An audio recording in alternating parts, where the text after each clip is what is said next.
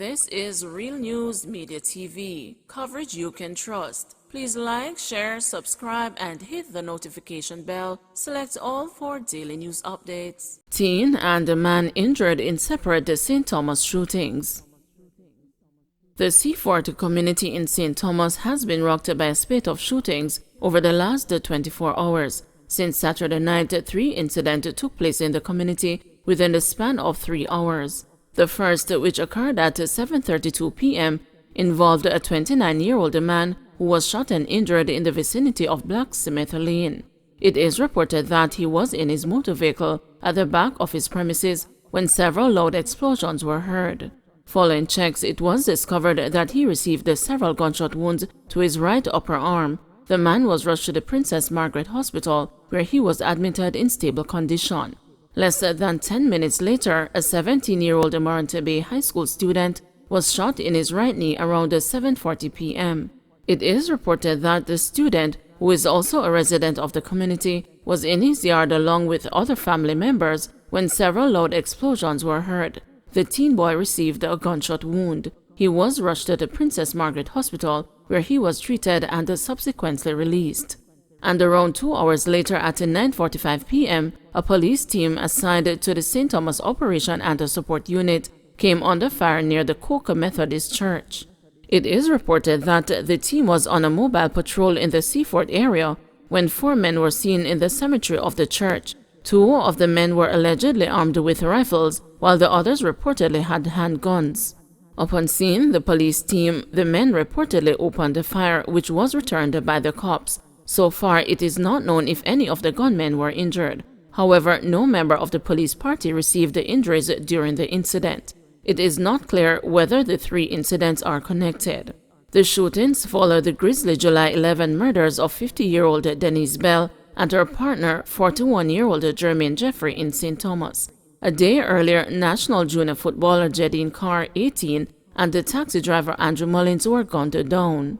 The parish has seen a 62% increase in murders, while shootings are down by 14%. 6-year-old among 2 children killed in St. Catherine crash, several hospitalized. A 6-year-old is among 2 children who died from crash-related injuries in a mass casualty road tragedy on Saturday. 11 people were involved in the 2-vehicle crash, including at least 4 children. 2 children have been transferred to the Bustamante Hospital for Children and an adult to Kingston Public Hospital. Several of the crash victims sustained severe brain injuries and fractures. Dr. St. Clair Clark, acting senior medical officer of health at Spanish Town Hospital, confirmed to the news Sunday morning. The ones at Spanish Town Hospital are stable and non-critical, Clark said. Clark said that he was alerted to the mass casualty by accident and emergency unit staff around 6:30 p.m. Saturday. The crash happened about 5:15 p.m. along the Old Harbor Main Road in the vicinity of McCook's Pen, St. Catherine. A 2012 Toyota Wish with 9 people aboard and a 2012 Nissan AD wagon with 2 persons were traveling in opposite directions when the driver of the Wish reportedly sought to execute an overtake. When the crash occurred, said Superintendent Dwayne Wellington, acting commander of the St. Catherine North Police Division. The road was said to be wet. 2 get life for executing man in St. Catherine home invasion.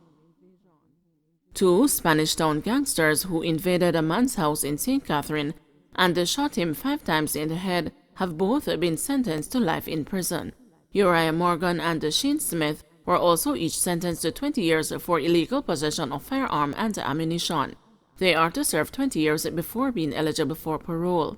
Justice Leighton Pusey handed down the sentence on Thursday in the gun court after the men were found guilty of the charges.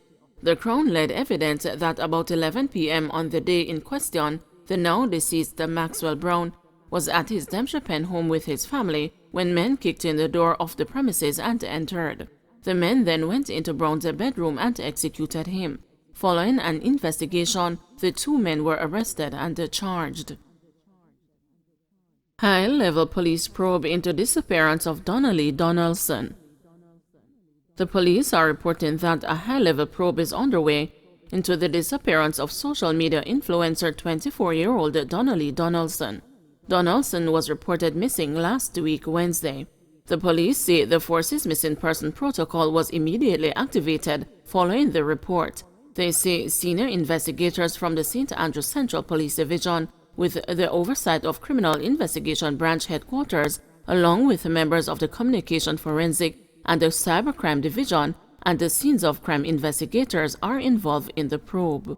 Further, the police say, consequent on reports that a serving member of the constabulary force was among the last persons known to have been with Donaldson, a senior gazetted officer from the St. Andrews Central Division has been assigned to lead the investigation. According to the police, investigators have been in contact with Donaldson's family members, assuring them of the seriousness with which the police are treating the probe. Meanwhile, the police are asking anyone with information that they believe might be useful to the investigation to contact the Halfway Tree CIB at 876-926-8184, Crime Stop at 311, or police emergency number at 119.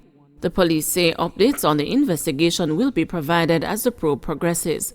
Today, Donaldson's loved ones staged a peaceful protest in New Kingston in St. Andrew, calling for her safe return. Woman struck and killed while returning home from supermarket. Oats, cucumber, okra, and eggnog were among the items seen smashed on the White House main road, where a pedestrian died as a result of injuries she sustained after being hit by a motor car while returning from a supermarket on Saturday night. The deceased has been identified as 42-year-old Allison Johnson.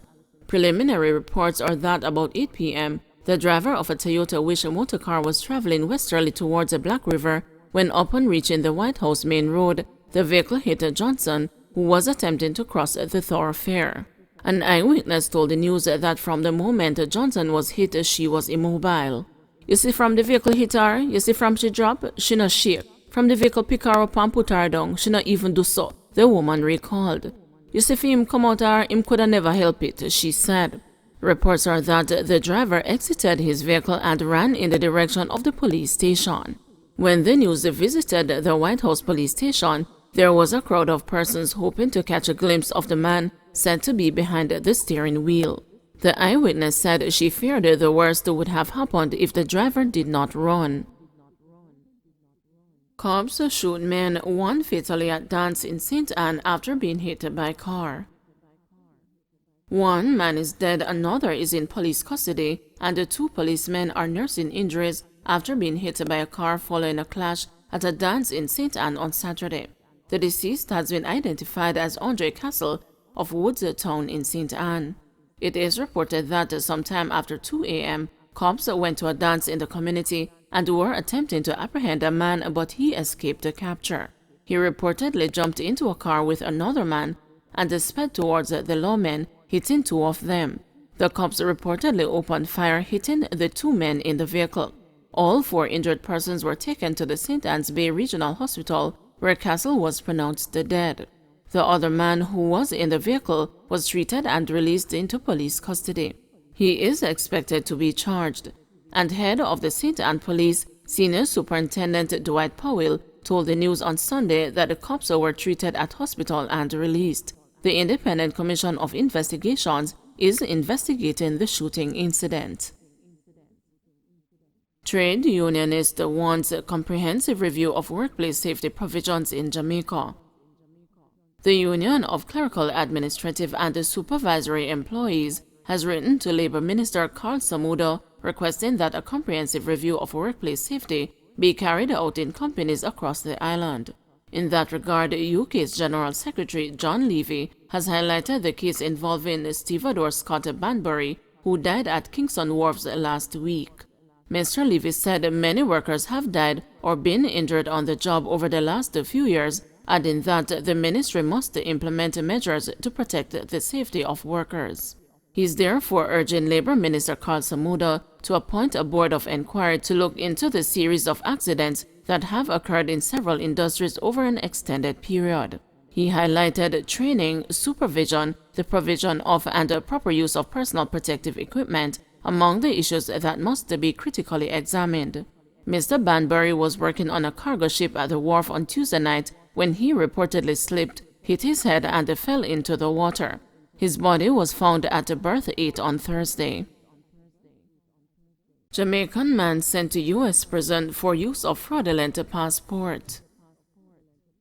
U.S. prosecutors have reported that a Jamaican man who was arrested in possession of a false American passport has been sentenced to 8 months in prison in Buffalo, New York. U.S. District Judge John L. Sinatra Jr. handed down the sentence last week against the 55-year-old Coswell Richards, who was convicted of the use of a passport secured by a false statement.